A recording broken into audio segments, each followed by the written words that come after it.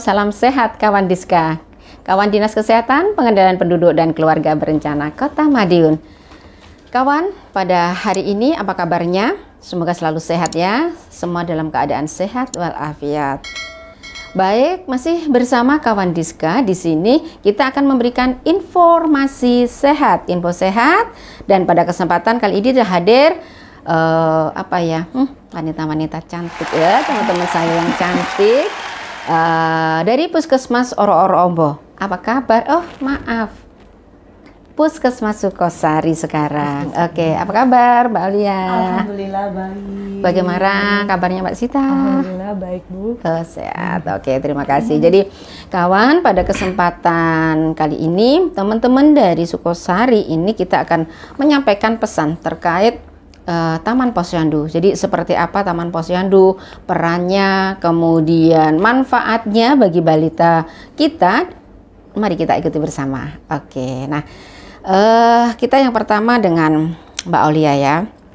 Nih, kalau kita bicara dengan Taman Posyandu, apa sih sebenarnya yang dimaksud dengan Taman Posyandu itu?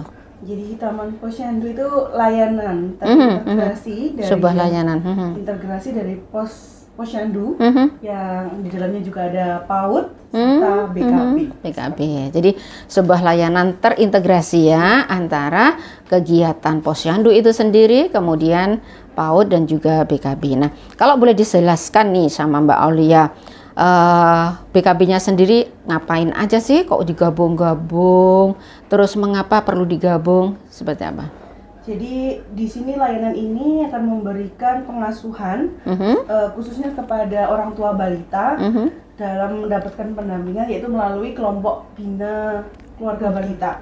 Kemudian awalnya memang terbentuknya Taman Posyandu ini dari adanya posyandu yang sudah memiliki strata puri dan mandiri ya. Oh gitu. Purnama dan mandiri. Kemudian tahun 2013 serentak dari Provinsi Jawa Timur karena latar belakangnya bahwa perkembangan tumbuh kembang anak itu melibatkan peran penting orang tua, Bu. Jadi seperti itu. Dari situlah lahirnya Taman Posyandu ini yang mulai dibentuk per tahun 2013 secara serentak di area Jawa Timur. Jadi perannya itu tadi membina keluarga. Ya.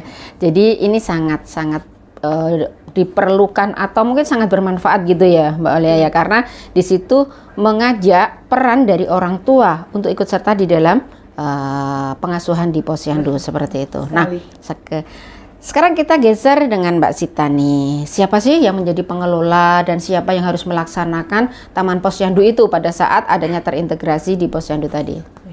Untuk pengelolanya Taman Posyandu itu yang mencanangkan itu adalah TPPKK di setiap tingkatan, mulai dari tingkat desa, kemudian atau kelurahan ya, kemudian kecamatan, kota atau kabupaten, dan yang paling tinggi adalah di tingkat provinsi. Nah, untuk pelaksana di Taman Posyandunya itu sendiri yang melakukan adalah kader posyandu setempat yang sudah dilatih. Bisa juga guru PAUD yang di Taman Posyandu itu, kemudian bisa juga oleh kader BKB itu sendiri.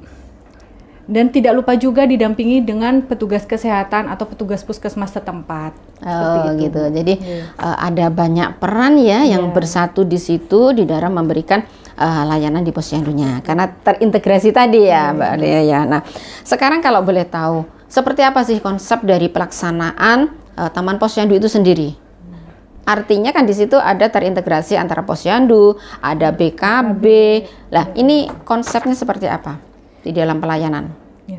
Kalau posyandu itu sendiri itu melakukan kegiatan berupa pelayanan KIA, kemudian KB, imunisasi, terus gizi, penanggulangan diare juga, serta deteksi dini tumbuh kembang balita mulai usia 3 bulan ke atas. Nah, kemudian di dalam Taman Posyandu selain kegiatan posyandu ada juga BKB itu tadi. Kalau BKB itu kegiatannya itu penyuluhan kepada orang tua atau pengasuh ibu dan kepada balita. Pendamping ya, jadi istilahnya yang mendampingi balita datang di posyandu seperti itu.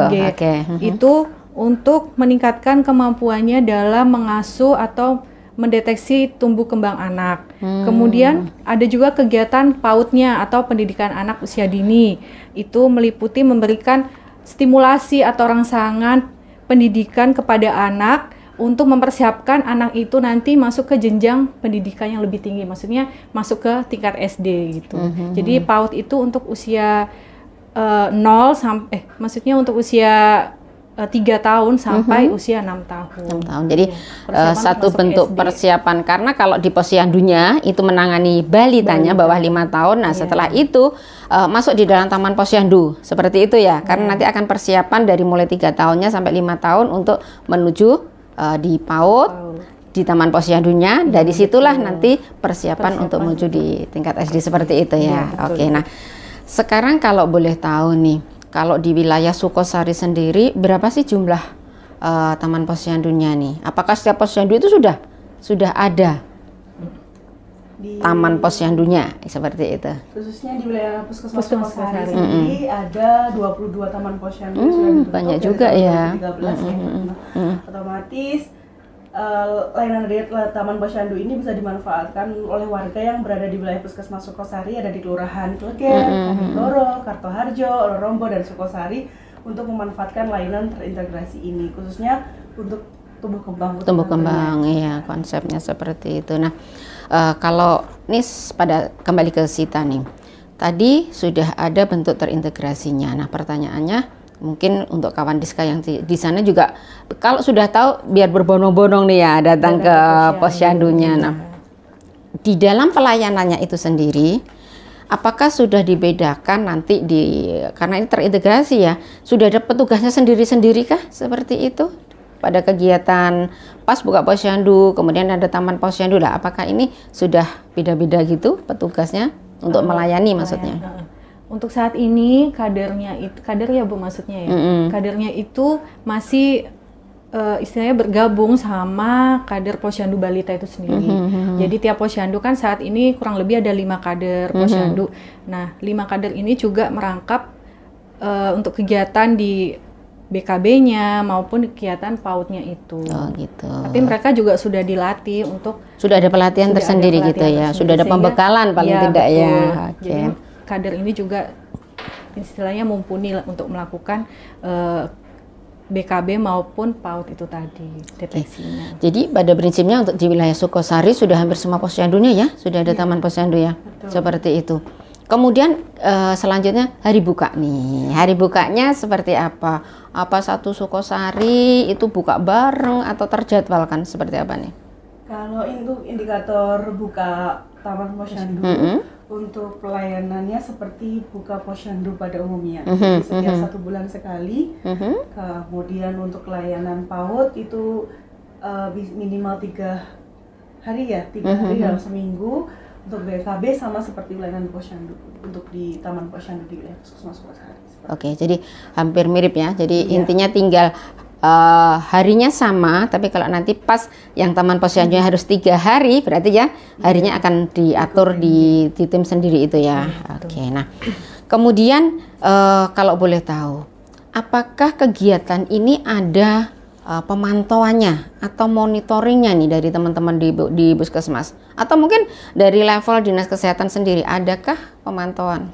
Untuk pemantauan kita melibatkan kerjasama dengan kader pendamping taman posyandu. Oh, ya, jadi gitu. Pendamping ini nanti memang bertugas untuk mendampingi setiap taman posyandu yang ada di wilayah Puskesmas Sukosari. Tentunya juga mengawas sebagai pengawas juga ya Bu, apakah kader yang sudah terlatih melakukan deteksi dini tumbuh kembang anak ini sudah melakukan tugasnya seperti yang benar, yang betul gitu setiap bulannya. Dan beliau ini yang sudah ditunjuk sebagai pendamping taman posyandu rutin melakukan kunjungan ke taman posyandu yang dikunjungi. Kalau di tempat kami ada 5 orang pendamping yang tersebar untuk 22 taman posyandu tadi. Jadi 5 orang untuk 22 tempat ya. Nah, untuk bentuk monitoringnya sendiri, apakah hanya berkunjung melihat ataukah ada format tertentu yang harus mereka isi di dalam pemantauan taman posyandu itu sendiri? Dalam pemantauan ada format-format yang harus diisi, yang lain kondisi awal sebelum dilakukan pendampingan taman posyandu, kemudian kondisi akhir setelah dilakukan pendampingan taman posyandu. kurang lebih pendampingan ini dilakukan selama hampir 10 kali dalam 1 tahun ya. Jadi setiap berarti posyandu 12 bulan mereka harus melakukan monitoringnya selama 10 kali gitu ya. Oke. Untuk kemudian dilakukan evaluasi untuk pendamping, di situ akan menuliskan masukan. Jadi masukan ataupun kendala hambatan yang ditemui di lapangan seperti apa, apakah mungkin banyak APE atau alat edukasi alat edukasi yang rusak, kemudian apakah jumlah kadernya sudah mencukupi sesuai dengan syarat Taman Posyandu, kemudian keaktifan BKB dan integrasi dengan PAUD-nya itu tadi. Jadi yang dievaluasi bisa ketiga-tiganya. Nah, ini dilaporkan setiap bulan kah? Betul, dilaporkan setiap bulan melalui Puskesmas, kemudian dari Puskesmas akan melaporkan ke Dinas Kesehatan, PP dan KAPI. Gitu. Jadi kegiatan ini benar-benar ada pemantauan nih kawan Diska. Jadi kegiatan pemantauan tumbuh kembang pada balita ya, di mana Taman Posyandu ini merupakan bagian dari bentuk upaya kesehatan yang berbasis masyarakat ya, kata UKBM itu. Kemudian ini terintegrasi kegiatannya. Nah, ke Sita nih kalau boleh tahu, di dalam pemantauan tadi dilakukan 10 kali dalam setahun. Nah, untuk pelaporannya sendiri nih, karena kan kita masyarakat juga pengen tahu ya, saya sudah dilihat, saya sudah ada kegiatan, sudah dipantau. Nah, kemana laporan ini dilaporkan dan berapa kali dalam setahun harus dilaporkan? Untuk pelaporannya sesuai dengan jumlah pelaksanaan Taman Posyandu itu sendiri. Jadi kalau setahun kan 10 kali, jadi pelaporannya juga 10 kali itu dan dilaporkan setiap bulan ke Puskesmas gitu. Nanti seperti yang dijelaskan sama Mbak Olia tadi, jadi dari Puskesmas nanti setor juga ke Dinas Kesehatan, terutama ke bagian UKBM. Ya, oke. Nah, melihat secara keseluruhan di wilayah Puskesmas Sororombo nih, terserah nanti Mbak Sita atau Mbak Olia, bagaimana tingkat perkembangan yang ada di Taman Posyandu yang ada di wilayah Sukosari itu sendiri? Ya, rata-rata ya sudah baik ya Bu, sudah optimal ya. Cuman mungkin ya kalau kendala sih memang masih ada, kekurangan juga masih ada, terutama terkait APE. APE memang ada, tapi beberapa APE-nya itu ada yang kemungkinan kayak rusak seperti itu. Itu beberapa kendala yang ada ya. Oke. Nah, sekarang mungkin bisa disampaikan pada kawan Diska di sana, pesan apa sih yang ingin disampaikan kepada kawan Diska agar kawan Diska yang memiliki balita itu mau hadir ke Taman Posyandu, demikian juga ke Posyandu itu sendiri, karena kan di situ akan memberikan pemantauan tumbuh kembang anak. Nah, apa nih pesan yang bisa disampaikan, Monggo? Siapa nih? Boleh. Jadi harapannya untuk para orang tua tetap harus rajin datang ke Posyandu, khususnya bisa datang ke Taman Posyandu, karena di sini orang tua bisa mengetahui tentang tumbuh kembangnya anak. Otomatis kalau mengetahui akan bisa memberikan stimulan yang tepat. Apabila terjadi keterlambatan dalam tumbuh kembangnya, orang tua bisa melakukan deteksi secara dini dibantu dengan kader dan tentunya dari didampingi petugas kesehatan agar tidak ada keterlambatan tumbuh kembang yang terlambat kita pantau. Sesuai dengan umur gitu ya, jangan sampai ya. Sesuai dengan kategori umurnya, misalnya usia 3 bulan belum bisa membalikkan badan, kemudian dan lain-lain seperti itu. Jadi orang tua harus paham gitu, tidak hanya mengantar tapi tidak fokus dalam mendampingi begitu. Betul, jadi gitu ya. Harapannya memang benar-benar pendampingan tadi. Betul. Ini benar-benar ada manfaatnya. Karena jangan sampai kalau saat ini kita lagi gencer ya, bagaimana upaya kita agar stunting itu turun. Salah satunya itu. Karena kembali pada stunting kan kita ada di pola pengasuhan. Demikian juga pada Taman Posyandu juga kan ya, harapannya seperti itu. Nah, kawan Diska, ternyata cukup seru juga ya kalau kita bicara tentang Taman Posyandu. Nah, ke depan kita ingin para balita ini benar-benar bisa didampingi orang tua atau mungkin ada pendampingan nggak pada saat mereka datang di Posyandu, seperti itu ya Mbak Olia, harapan kita semuanya. Nah, yang terakhir pesan yang ingin disampaikan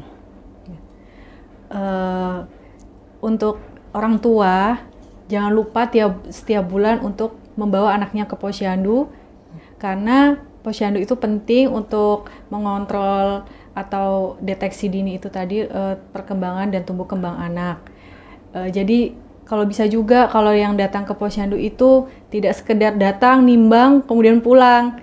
Kalau bisa hadir dulu sebentar situ untuk melakukan penyuluhan, ikut penyuluhan, kemudian ikut bermain bersama dengan anak-anak yang datang seperti itu.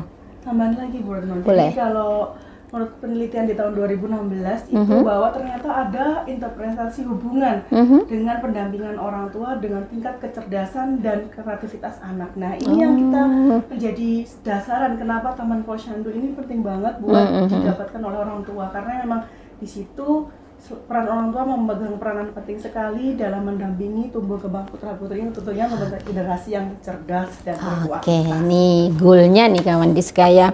Ternyata kalau datang ke posyandu, ke Taman Posyandu memang tidak cukup hanya dengan datang ditimbang pulang. Karena disitulah edukasi kesehatan bisa didapatkan di Taman Posyandu. Seperti disampaikan tadi bahwa goal dari Taman Posyandu itu tadi harapannya ada pendampingan untuk kecerdasan anak, kemudian tumbuh kembang anak, karena ternyata ada hubungan, ada korelasinya.